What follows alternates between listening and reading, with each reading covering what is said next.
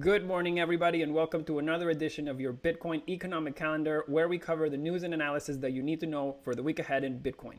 Today is Monday, November the 9th, and we have a great show for you today. We're going to talk about Bitcoin's third highest weekly close ever, which we saw over the weekend. We're also going to talk about what seems to be driving the markets right now, which seems to be the Fed. And lastly, we're going to quantify how much room the Fed actually has left to go. This and more in today's show.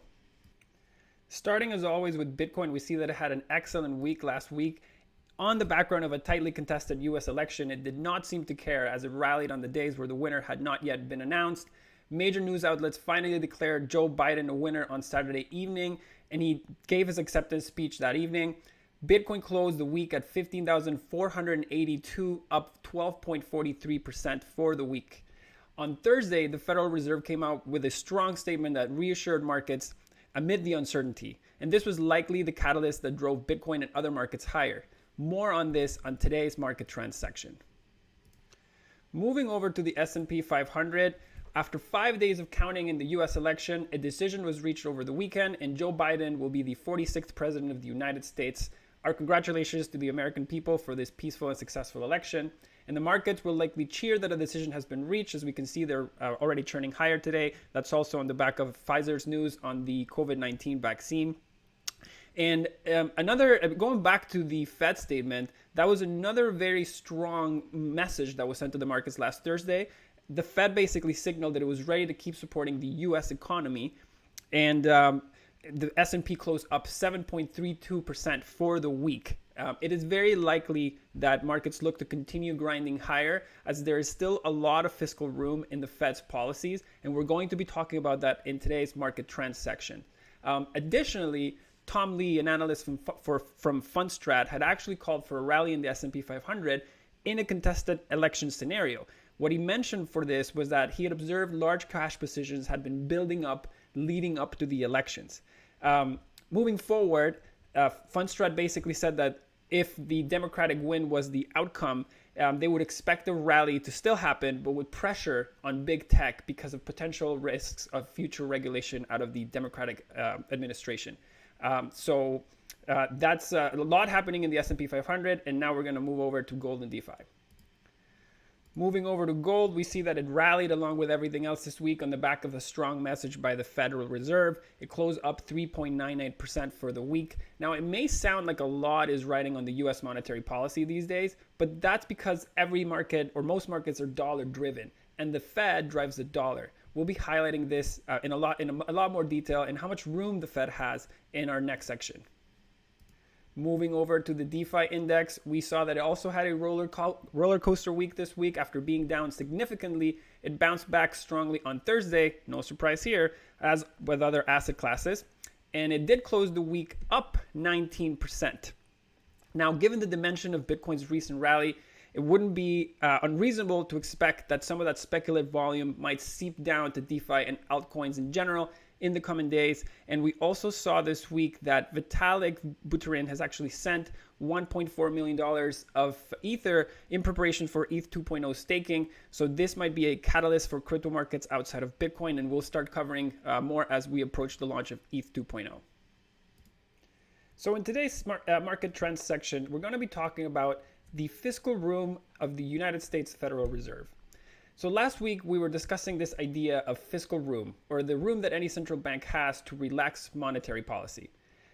Coincidentally, last week's statement by the US Federal Reserve gives us a perfect example of how a bank sets its anchors to drive monetary policy to support its views.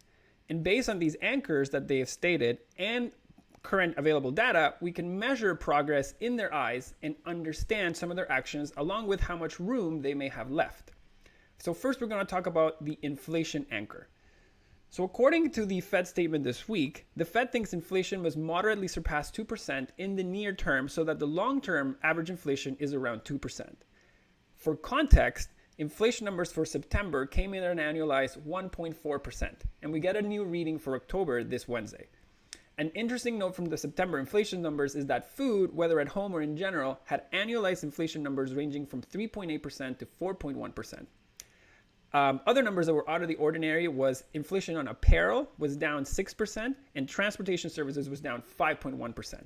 So as we can see from the numbers that I'm going to mention right now, the Fed actually has a positive inflation fiscal room of 0.85%, which means they can aggressively relax monetary policy in the near term to accomplish this. So to recap, the Fed's target inflation is over 2%. So assuming 2.25%, 2.25%. And if we see that the real inflation is 1.4%, that gives us a delta of 0.85% inflation. Basically the Fed has to drive up inflation by that much in order to even be in line with its targets. So it still has a considerable ways to go. Now, moving onwards to the unemployment anchor.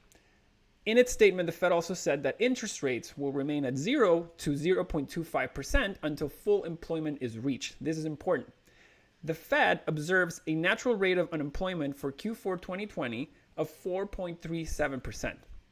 Now, as per the latest statement from the U.S. Department of Labor Statistics, which was last week, the current unemployment rate is sitting at 6.9%. The reason the anchor for unemployment is the unemployment numbers are anchored to the interest rate is because they associate business activity with low interest rates.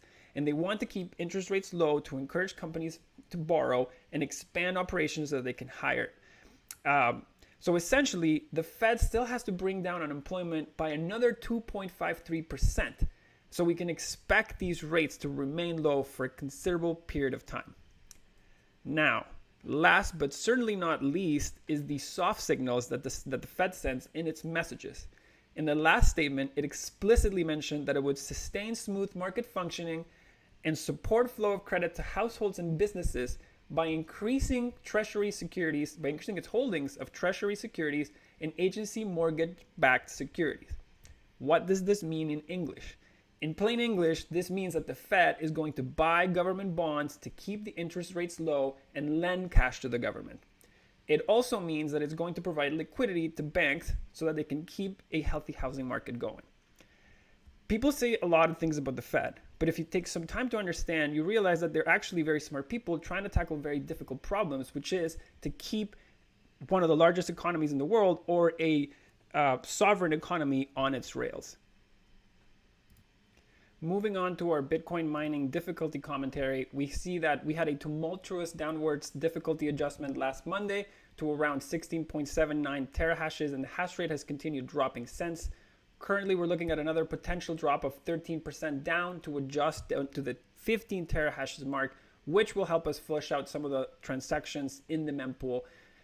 As is the case every time we see a large drop in hash rate and a higher price move, it is likely that transactions in the mempool, the number of transactions in the mempool go higher and higher. They have been grinding lower since we did the last downwards adjustment. However, once this new adjustment comes in, it should continue helping to bring those transactions in the mempool down. As I mentioned, we're still trending downwards, but considerably above October numbers. So this new difficulty adjustment should be well received and should help us flush some of the transactions. So as always, we leave you with what's ahead for the week. Now that a winner has been announced for the US elections, we can expect some sector repositioning around the US equity markets, which may create some volatility. Investors, of course, will be looking to favor sectors that they believe will benefit from the new administration.